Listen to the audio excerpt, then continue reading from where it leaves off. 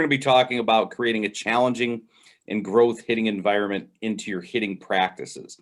So if you're a coach of a team, or if you're a dad helping your player, or an instructor, maybe you're an academy instructor, I'm going to be going over ways to challenge your hitters to improve, but also to create growth in the practice environment. So I'm going to be covering 7 different topics, and these 7 different topics will, they're simple ways to create more of a challenging environment into your practice. So a couple things I want to cover first. Number one, I look at hitting like it's problem solving.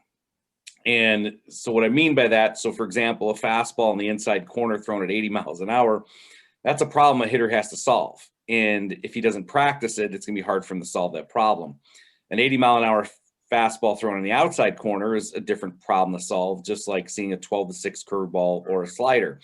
So hitting in my world is problem solving, and I don't like to cookie cut our players to a point where we try to force them to do everything exactly alike. So I'm going to be covering some areas where you can really challenge your hitters into your practice and really get the most out of them. And these are things that I do every day. I work with groups on a daily basis. This is one of my specialties. So again, if you have questions about this, of course, always let me know. So let me start with this. I want to make sure everybody understands this. The worst team out there practices, the worst kid practices. Practice is not what makes your kid or your team special. Baseball is filled with a lot of reps. People are getting their reps in. And oftentimes those reps are half-hearted. They're not very focused. Coaches get frustrated when players don't stay focused. So the number one thing, if we're going to create a really good environment, is we have to make sure our hitters are practicing with purpose.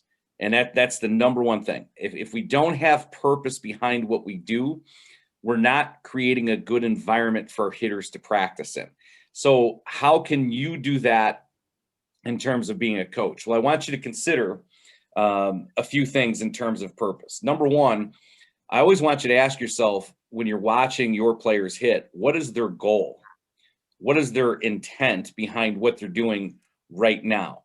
What are you doing to foster that goal, to create more focus? Because oftentimes as coaches, we have a tendency we get frustrated when people don't focus, but we're not creating an environment for it to happen. So number one, purposeful reps. So one way to do that, for example, a small way, is to have your hitters constantly hitting for targets.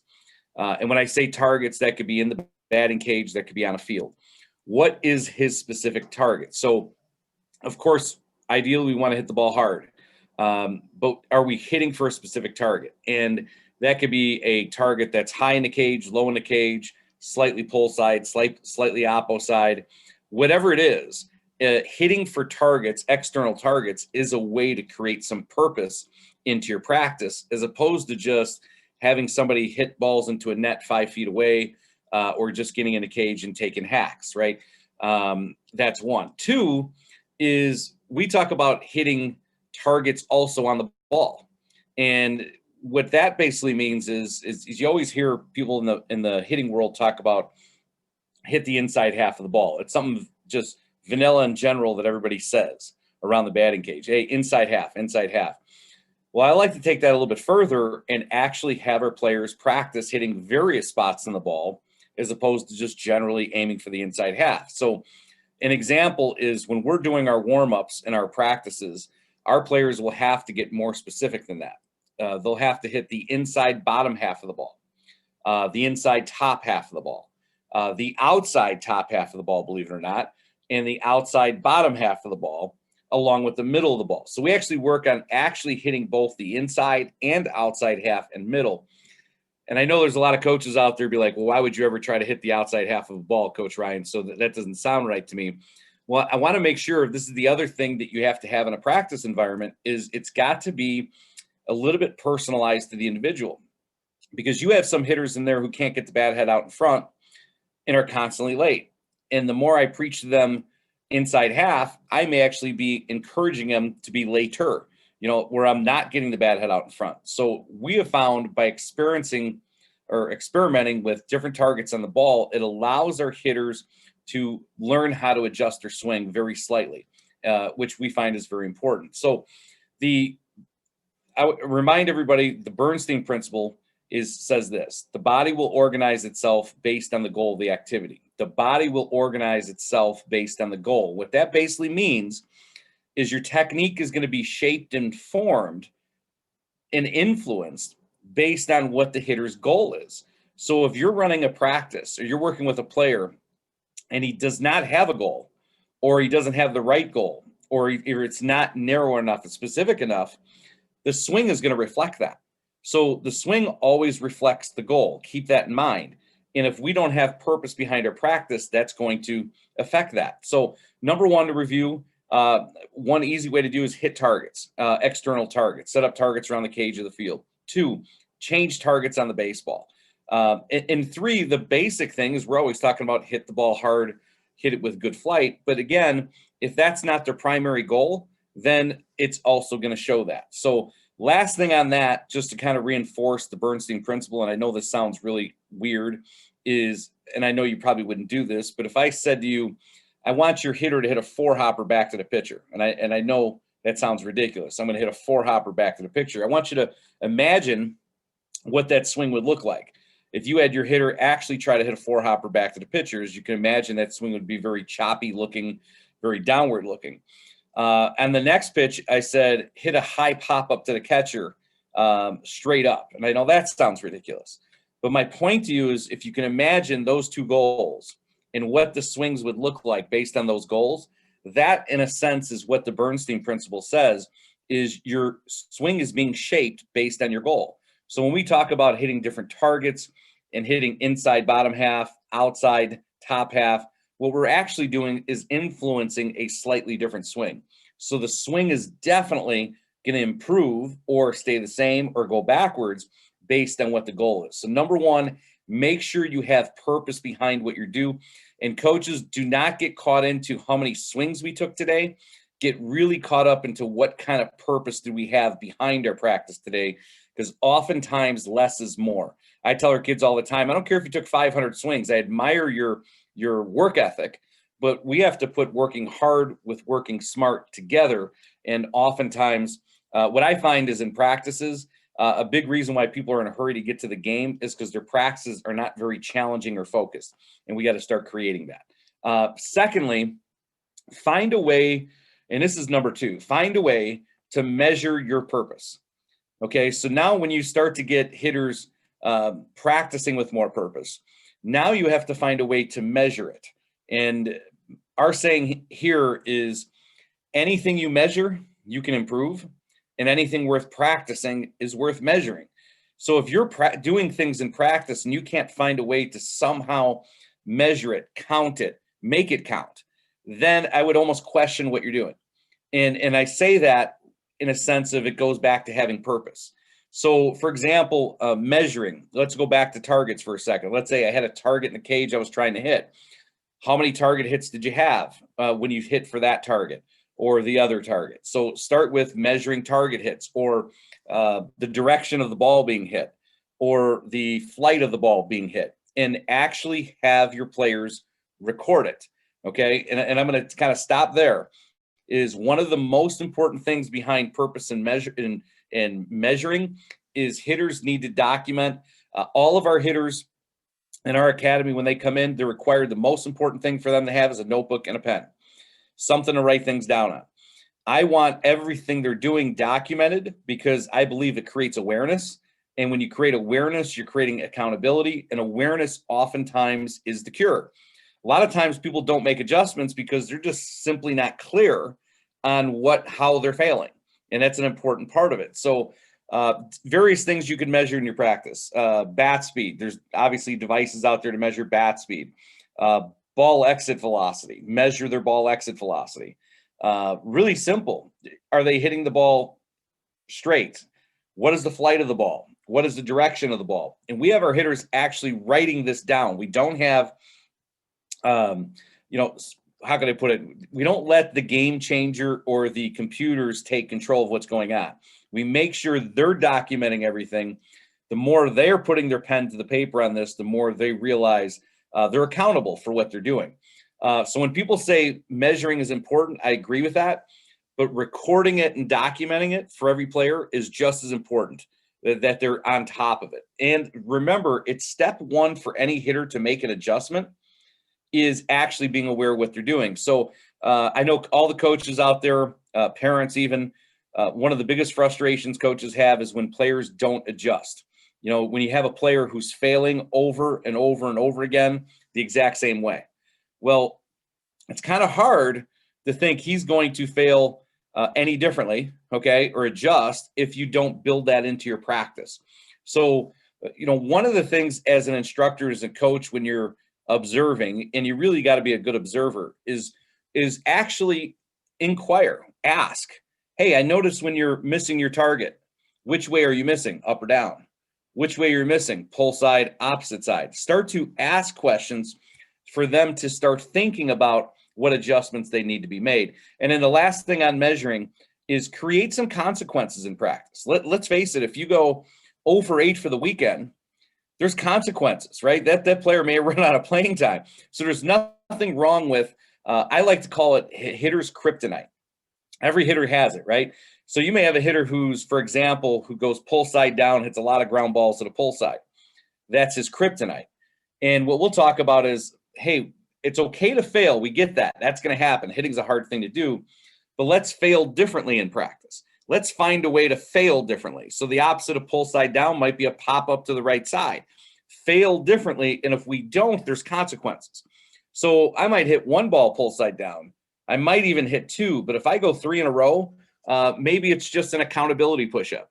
Hey, okay, you're going to do a push-up every time you go 3 in a row on that, or something like that, just to get their attention to say, hey, my practice right now has accountability behind it. So I'm practicing with purpose. I have measurement and there's accountability, as opposed to just yelling at a player to get focused, right? So, because that's old and players don't want to hear that anyway. So what you're doing is you're fostering.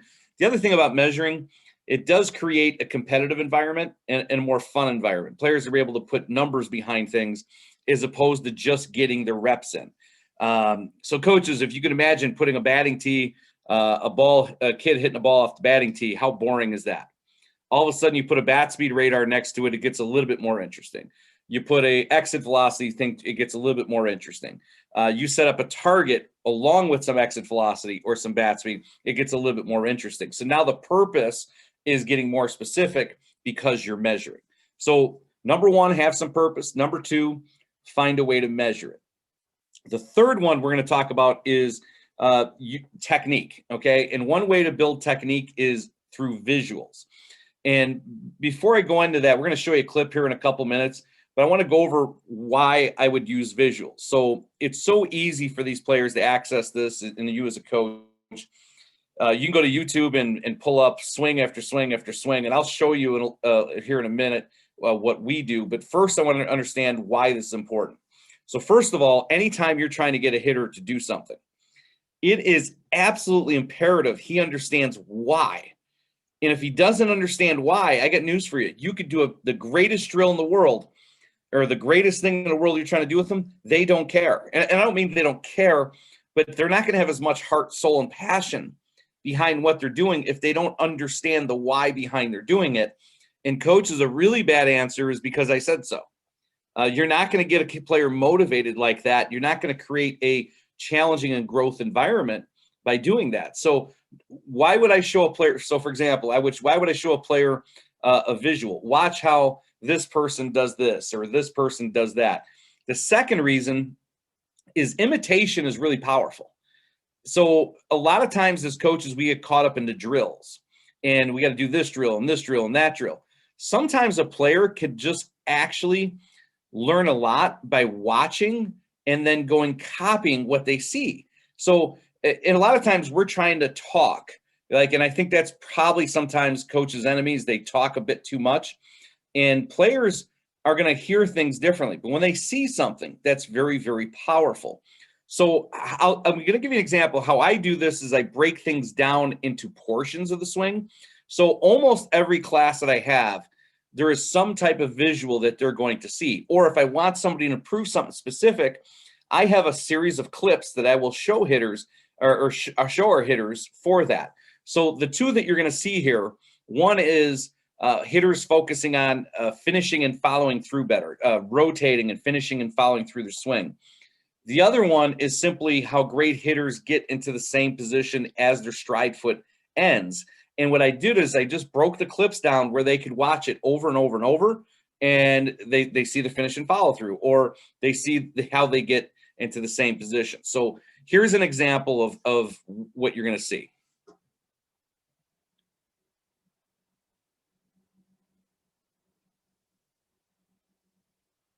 And you'll see on this, watch how it continues to play. So when we're watching, we may watch this for 30 seconds or so. And then my advice and my drill is, okay, guys, let's do that. Let's copy that, right? And then we may go copy it, and we may come back and watch the visual boards again. So if I have trouble, for example, with somebody swinging through the ball, finishing and following through, here's a lot of examples of this. So visual could be a powerful way to learn, as opposed to me trying to talk them through that. That's a very important point. The other one is we call right place, right time, which is basically how hitters all land when their front foot starts dropping in a very similar position. The greatest hitters in the world are going to be very similar as their front foot hits the ground. And that is what we want to reinforce to our hitters, what they do alike, not what they do differently. So a lot of this is trying to get them to see, watch, copy, and then that actually becomes the actual drill and the exercise. So use visuals as a regular part of your training. It's so easy to do this. For as long as I've been doing this, we were using pictures before, and now it's so easy just to pull up a YouTube video and that. Those specific clips, I created those and spliced them up so they could see certain parts of the swing on purpose, because I want them looking at it from a small point of view, not the whole big picture. And if you have any questions on that, let me know, because I will. I've got a lot of ideas on visuals. It goes beyond technique. I think it also can go to pitch locations. For example, somebody takes an inside pitch, hits it back up the middle. I think a player could watch that and watch that and watch that. And then you could actually simulate inside pitches and have them imitate hitting balls back up the middle, or whatever it is. So breaking balls down, how does a hitter hang in on it and get the ball off the ground? Visuals in terms of not just technique, but also pitch locations and hitting good pitches. Now, remember this, the greatest hitters in the world are how they've got there is they watched great hitters, right? It's a powerful way. You want to become a great hitter, watch them. And that's something we always talk about. So work that into your practice and environment as well. The next one is, and I'm really passionate about this, is what I call is effective drills. Every hitting coach or every baseball coach seems to have drills. Baseball is a drill factory, right? But what I find is, I want you to keep this in mind. Our goal isn't that our kids become good at drills. Our goal is that we become really good at hitting in the game. So keep that in mind before you start over drilling kids, okay? And there's two things that I find with drills that you can make your drills more effective. And you may have your favorite drills. That's not what it is about. Is how can I use the drills that I'm using and make them more effective, okay? So let's start with one is make sure it's not busy work, right? When you're doing a drill, make sure you have a specific purpose for that drill and you know why you're doing that drill. More importantly, make sure your players know why. It goes back to the why. Coach, why do we do this drill? The answer can't be, well, this is what my coach taught me 10 years ago, right? You've got to be able to pull up the visual that you just used and say, well, you see how the hitter swings through the ball, whatever it is, this is what we're trying to get out of that drill. So number one, again, make sure it's not just busy work. It is, you could show them the why. Number two, I suggest you as a coach, video the drills. Take out your cell phone and video it, because I think oftentimes coaches don't realize the drill isn't as effective as they think it is. So effective drills to me is the drill has an immediate impact on the player's swing. It creates the feel that we're trying to get. And I know some people will video and they'll get technique feedback on regular swings and stuff like that. I would video drills and just video them. It could be just one clip. Take a look. Is it really doing what you think it's doing? Because you could have the greatest drill in the world, and if it's not being executed correctly, then it doesn't matter. It's just busy time. So, and again, it goes back to sometimes less is more. And that's something I want to challenge all the coaches out there to do this, and parents. Make sure when you're working with your players that you're not just overwhelming them with a bunch of things to do. Sometimes less is more, and simple can be more brilliant. So when you're starting to go, we do this and this and this, the players, just trying to get better. So if you're throwing a lot at them, they may not get better at anything. So make sure they have that one or two specific things they need to get better at. The second thing with drills is using what I call a blending system, okay? So it goes back to ask yourself, why are we doing this drill in the first place? And you may have a good answer to that why, right? Okay, here's why we're doing the drill. But now use what I call blending to actually make an impact on the actual swing. Now remember, nobody cares that you're good at a drill if it doesn't come out in the game. So what I mean by that, blending is this, is let's just say your favorite drill, you do 3 swings in a row of your favorite drill. The fourth one, do a regular swing. And pay close attention to the mind-body connection of, hey, do I feel this? Is this going into my swing? And then maybe do 2 of the drills, 2 reps, and then go back to a regular swing. And then do 1 rep and then go 1 regular swing. That is what I call blending. You're blending the drill into your swing. So anti-blending would be if you went to a station, say if you had a station set up for your team, and they do the same drill over and over and over, and they're there for 5 minutes, and then they go to the next station, they do the same drill over and over and over, they're there for 5 minutes, and then they go and hit in the cage for 10, 15 minutes. There's no carryover of feel into the regular swing. The drill's having less impact than it could as opposed to using blending. So effective drill usage is getting them to feel. And that's what drills are for. They're supposed to create feel and use a blending system. So we will typically go 3 to 1, 2 to 1, 1 to 1, something like that, 3 to 1, 2 to 1, 1 to 1, where we're going 3 drills, 1 regular swing, 2 drills, 1 and 1 and 1. And it also creates variation where the player is just not bored of doing the same thing over and over and over again.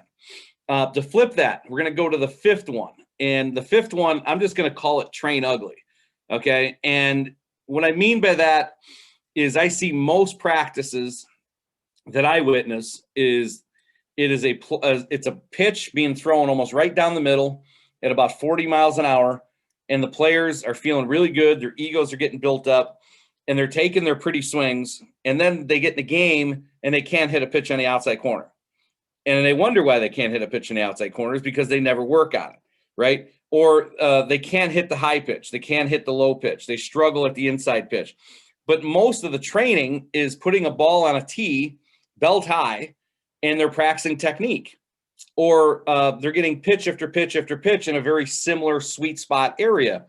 To me, training ugly means create an environment in which they have to kind of feel a little bit outside their comfort zone. So some examples of that could be we use what we call extreme high, extreme low type of batting practice. So we may start with, first of all, extreme high tee, where player has to get used to getting his hands above a ball.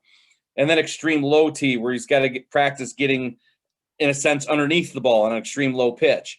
Then you could start doing it, graduate from tees to a coach throwing batting practice, extreme high, extreme low, and then still mixing in good pitches. Remember, you still want to blend the concept. Blending is important.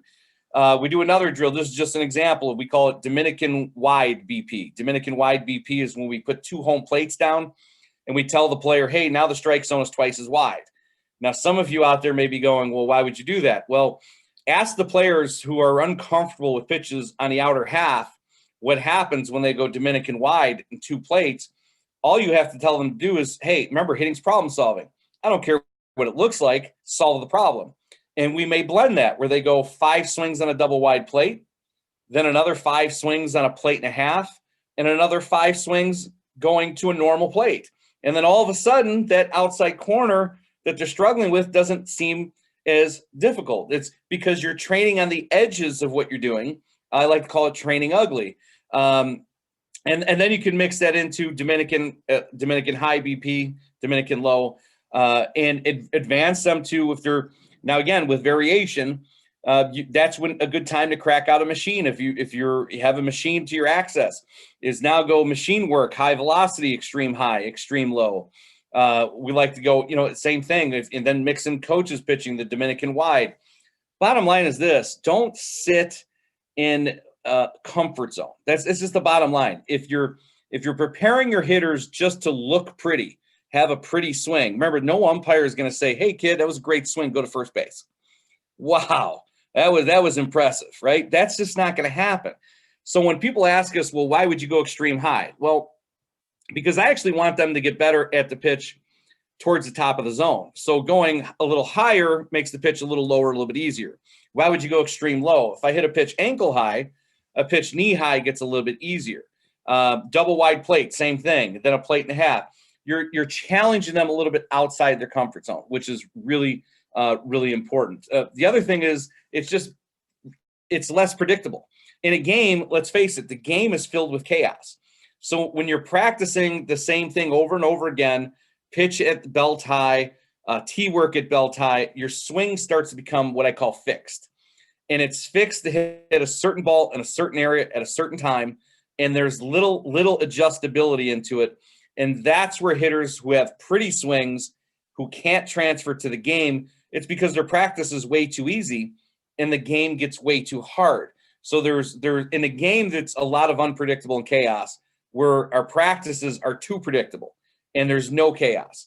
And also from a mental, emotional standpoint, that plays a role as well. So when we're just everything's relaxed and businesslike, right? And now all of a sudden we go into the game, everything's emotional. So find ways to train what I call ugly, or train on the edges of your comfort zone, and not just build your ego. Now I'm not saying you don't do any batting practice normal. I'm not saying that, but that variation is very important to challenge your hitters.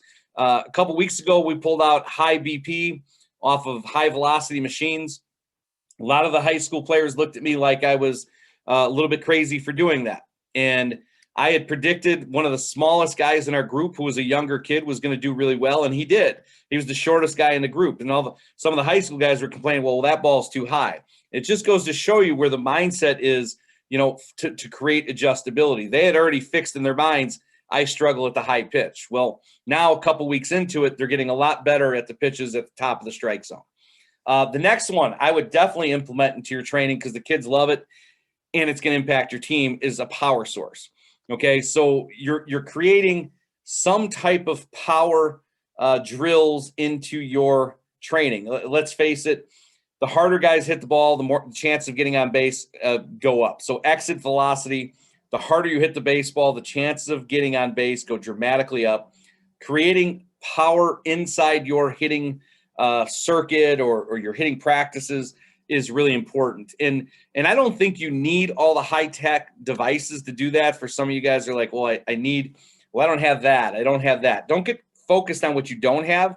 Focus on what you do have. So, for example, a simple way to do overload training is take a mini basketball. You might find it like the local Walmart or something, and put that on a tee and have guys swing through a mini basketball. And then, of course, alter it. They may take 3 with the heavy ball, 1 with the baseball, 2 with the heavy ball, 1 with the baseball, 1 and 1. And all of a sudden you're creating blending where they're working on power of swinging through something with a little bit more resistance, not overwhelming, just something where they could swing through it and then go back. So you're creating resistance training through contact. Overloaded bat, underloaded bats. So something where they could swing a little bit faster. I find that a lot of people, by the way, they really buy into overload training. I actually see that a lot, where they're like, yeah, I'm swinging a bat that's 2 to 3 ounces heavier. I think that's the guy in us, where the guys always want, I'm going to get bigger, I want to get stronger, I want to get overload. But I want to remind everybody, underload is just as important in your practices as overload, and it might even be more important in many cases. Simple saying, if you want to learn how to swing faster, guess what? Swing faster. And a lot of guys, they go into this full overload training. And I want to remind you, when you start to just swing an object that's heavier, what ends up happening is you're training your muscles actually to move slower. So while strength is important, getting stuck on that could be a problem as well. You want to be able to move quick. And I would say this, it's not natural to move fast. So when you're implementing a power program, make sure there's a lot of underload involved. And that could be as basic as have them swing a bat that's 2 to 3 ounces lighter, and have them do their soft toss or their BP. And then it can use variation. So you can variate from your underload bat to your regular bat to your heavy bat and mix that up. And the same thing with the ball. Like I said, something a little bit more resistance, then go back to something regular. But don't get fixated just on overload, but mix it in, because it also creates variation, and they're training on the edge and they're uncomfortable. Now, if you want to get, let's go without devices now. If you're outside, for those who have access to a field and you're in a warmer climate, I like to measure distances, targets on a field in batting practice. And I know it's a little bit tedious, but how far did you hit the ball on a fly? How far did it go on a roll? Include measurement into that. So when I say a roll, why is that important? Well, because that's your line drive, flight hits the ground. It may roll another 100 feet if you hit it really well, right? So measure distances. You don't need a device to do that. The measuring we talked about before, bat speed, exit speed. If you have the opportunity to mix that in, you can, great. And do it and mix that in with your overload, underload training while you're doing it. We do overload, underload, not just off the tee. We do it with pitch balls. So even taking batting practice with underloaded bat or overloaded bat would be actually really good to use. And then lastly, and this builds off the whole concept, is I'm just going to emphasize the word variation. If you're going to create a practice that keeps guys focused on top of things, it cannot be repetitive, same thing, as you can kind of tell with some of the things I've been talking about. But here's some really simple ways. If you have no budget to add anything in, create variation in your batting practice. And here's something your hitters will not like at first, right? Because they're going to be like, well, why are we doing this? We just talked about overload, underload bats. Well, I want you to think of also in terms of length. So if I take a hitter and I take 2 to 3 inches off his bat and I'm throwing batting practice to him, he's not going to like it initially. And he's not going to like it because if he generally pulls off the ball and his head's flying or his shoulder's flying, you take 2 to 3 inches off that bat, he's going to be really exposed. Or if you ask the hitter, hey, drive the ball the other way, go to the opposite field, and you took 2 to 3 inches off his bat, that's a lot more difficult to do. And you'd actually have to be really connected and really powerful to do that. So here's a simple way, low budget. Have them alter the bat every round in the cage. And now typically for us, our rounds are going somewhere between 5 and 7 swings. So I don't want anybody in there for 15. But when they go in there, okay, this round is with a shorter bat. This run is with a bat that may be 2 inches longer. This next round is back to a regular bat. And then we're back to a shorter. And then you could also then go overload, underload. You may say, well, why would I go to a longer bat? Why would I do that? How's it going to help me? Well, I want you to picture, coaches, you have some hitters who can't get the bat head around at all. They're late. You start to go with an over length bat, it makes it harder for them to get the barrel out in front. And it's low budget because you probably got old bats laying around somewhere, especially, if you have kids, you always got that little bat that you used to use. And when that's too short for you now, all of a sudden you got a good short bat trainer.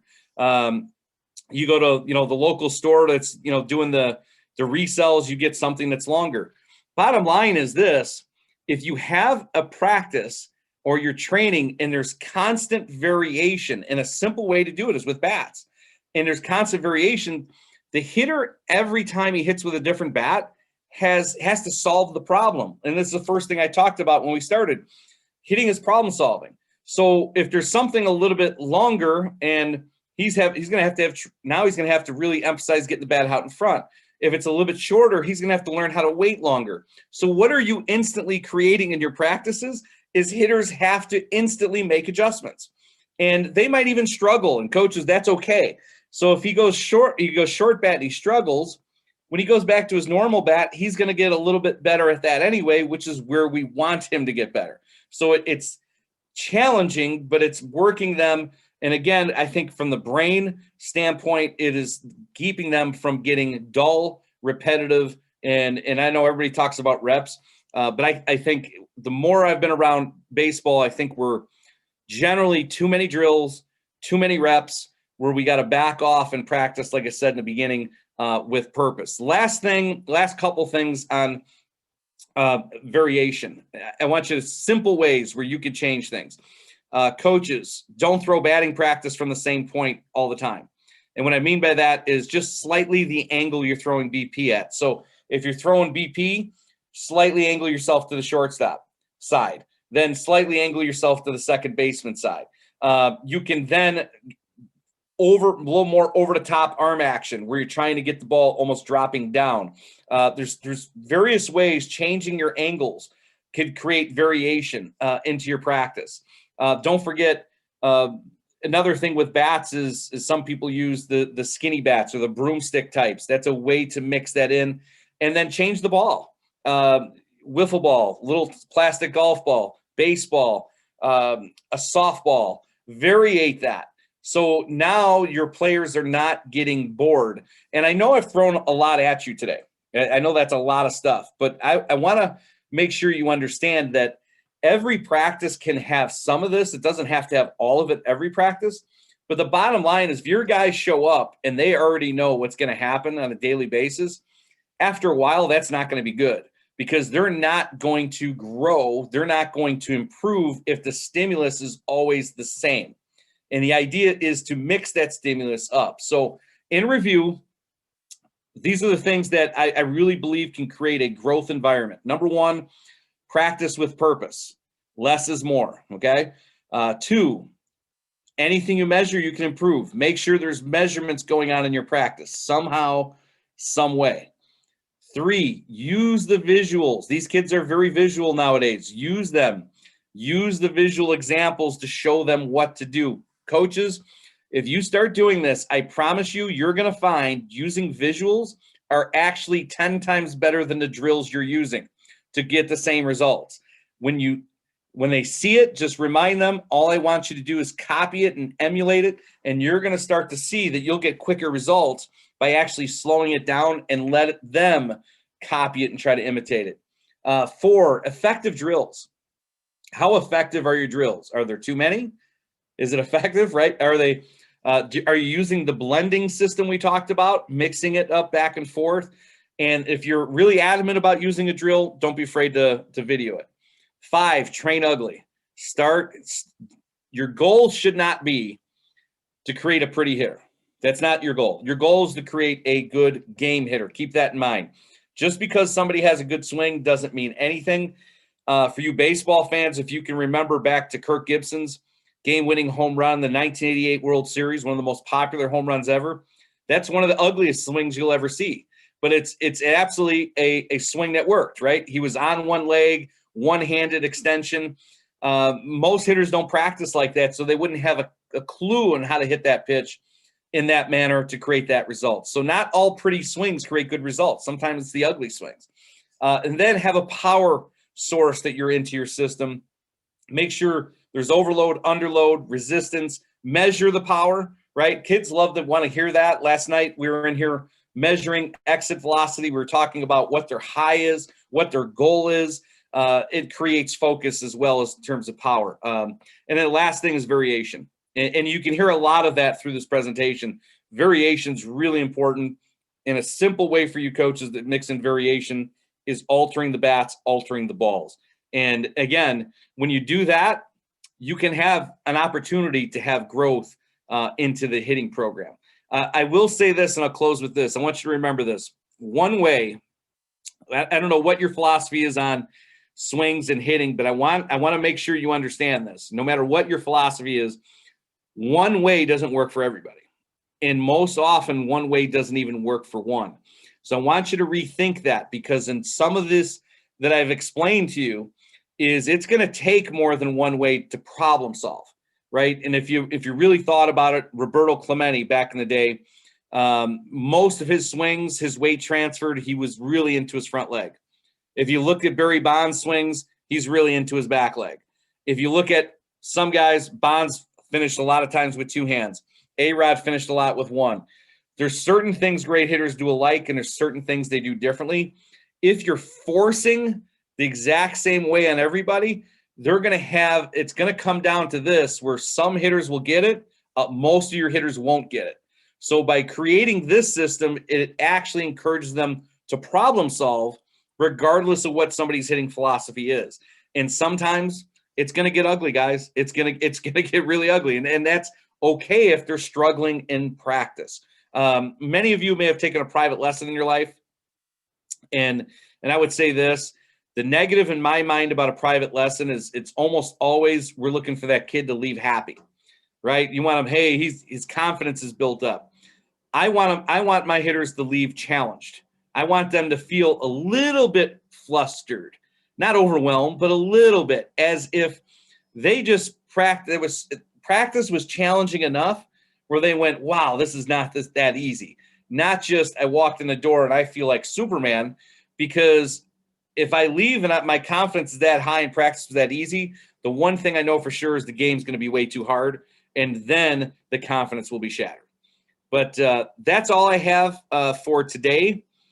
And I don't know if there's any questions out there. Mike, that was fantastic. I think that definitely held a lot of weight and a lot of things that coaches can take away to improve their practice for sure. I do have a question. Is there an optimal failure rate that you look for? So you talk about variability and putting kids in pressure situations and adding chaos. How do you know as a coach if kids are getting too much chaos or too much variability? That's a great question. In my opinion, I think when you start failing more than 50% of the time, you're really getting probably a little bit too much of it, okay? Because I think the big thing would be this. The bottom line is you're not trying to do it so they're overwhelmed. You're trying to do it so they're a little bit slightly outside their comfort zone, and so the failure rate, if it starts getting more than 50%, you're probably starting to overwhelm them. Now, success rate, think about a success rate. If somebody's succeeding at whatever the challenge is, say it's hitting a target, and they're succeeding 70, 80, let's say 80% of the time, to me, that's mastery. Like you've mastered this, right? So if I want them to be challenged a little bit more, now I'm looking at knocking that number down a little bit. And if I get it to right around 50%, now they got to work their way back up to 80, and I'm okay with it. If you start getting to where they're failing 70% of the time, now we're really kind of going backwards because now they're overwhelmed, right? This is not, really having as much, to do with which trying to grow them and learn how to adjust. Okay. I have another question. So we know that feedback is really important as a coach, and you're there to give feedback. The drills you talk about, they're more like knowledge of results, like they're already getting a result based upon whatever the goal is. But as a coach, how often are you giving verbal feedback to an athlete? Okay. So that's an excellent question, because generally I would say verbal feedback is the number one thing coaches are using, and I think it's too much. Generally. Okay. And I know it depends on the coach. So the verbal feedback, the general rule of thumb I have on this is a lot less of it is better. Less is more. Okay. But at very least, allow your hitters to go do it, allow them to fail, observe to see if they can adjust. And when they can't adjust, then when it comes to verbal, it would be something in a form of a question. In other words, I noticed that you just hit 7 out of 10 ground balls, something like that. Or do you notice what you've just done? And now you're coaching, you're talking to them, but you're allowing them to be in complete control. I like to say they're driving the bus, not us, and our goal as coaches should be to get them to be their own best coach, because that's what's going to get them game-like. If the problem with verbal oftentimes is I could say the same thing and they're going to hear it 10 different ways. And oftentimes words get in the way. So anytime we can use something as a visual or a feel to make something happen, that's my preferred way to do it. But I do think large bullet points. I think if you watch the best coaches in any sport, they coach in large bullet points, and they're really good at observing, sitting back and watching, and they zip their lip as opposed to constantly being the guy talking. When I do training, I always tell people the first day I meet them, kind of like I want to do the most talking that day. And after that, you're going to see me sitting back, observing first before we ask the question. And I think that coaches, if you can get really good at asking the question as if the player is going to try to figure it out, then you're guiding him in a sense. You're there to guide him to find the answer, not to always just have the answer. All right, awesome. One last question here.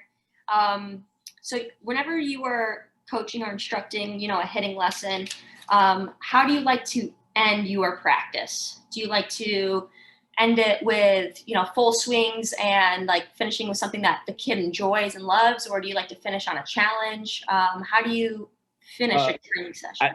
I really think, okay, so there's a few different ways to do this. There's no one right answer, but I like the idea of creating competitive way to hit. And what I mean by that is I think for the most part, hitters especially think way too much in practice. So in other words, if the practice is filled with them thinking, and we're never letting their natural kind of just see ball, hit ball kind of get, I like to finish it with some type of competitive natured stuff. In other words, try to, whether it's making a game out of it or something where they can definitely clear the brain and be as competitive as they could be and have fun doing it. Because in the game, let's face this, all of the coaches say, hey, stop thinking, you think too much, Well, you have to actually spend some of your practice in that competitive juice mode where you're not thinking. And I do think there's an element to competing that is, it gets overlooked because the competition, the fun aspect of it, all of that plays a role. And to me, that then win or lose and no matter how they compete, which you've just practiced, is become a great competitor. And then, okay, I got something to come back and look forward to. So there's a lot of ways to go with it, but that's generally my favorite way. I really like that, Mike. All right, so we will go ahead and we will wrap up this webinar. But before everyone goes, I want to let the people know that our next webinar is going to be October 22nd with Paul Reddick. He's going to discuss the 7 ugly truths about travel baseball that every parent needs to hear and might shock them. But Mike, thank you so much for coming on board. You did a fantastic job and definitely gave a lot of hitting coaches different ways to change their practice to make it, make the athlete be able to perform better under pressure in game day situations. That's something that I think a lot of hitting coaches can, add to their already robust training. So thank you so much. And we look forward to having you back on. All right. Thank you. All right. Bye, Mike. Bye.